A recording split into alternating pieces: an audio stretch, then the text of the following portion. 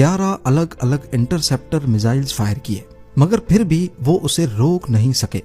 दूसरी तरफ ईरानी शाहिद ड्रोन्स पूरी तरह से ईरान और रशिया में ही बने हैं, यानी इनकी सप्लाई लाइन पर उन्हें किसी दूसरे मुल्क पर डिपेंड नहीं करना पड़ता। शाहिद 136 ड्रोन, जिसे गिरान 2 भी कहा जाता है, अपनी सादगी और लो कॉस्ट की वजह से मॉडर्न वॉरफेयर में एक गेम चेंजर साबित हुए। ऑफ हॉर्मुज जैसे अहम समंदरी रास्तों को ब्लॉक करना शुरू कर दिया है, जहां से इन अरब मुल्कों का 90% खाना और अनाज आता है।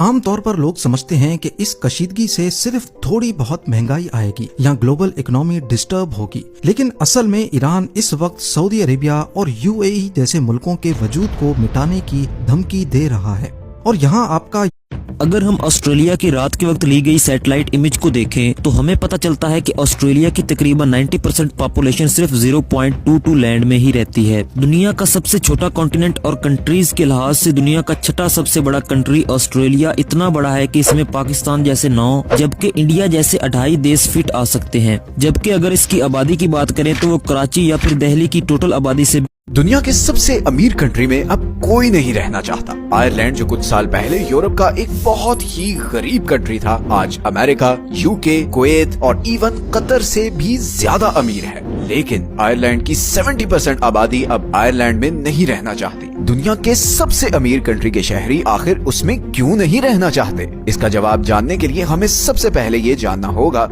है कि ईरान इस जंग के लिए पिछले 1-2 साल से नहीं बल्कि पूरे 20 साल से तैयारी कर रहा था। उनकी इस्लामिक रजीम में इसको एक आखिरी जंग के तौर पर देखा जाता है, जिसमें वो अमेरिका को एक बड़ा शैतान मानते हैं।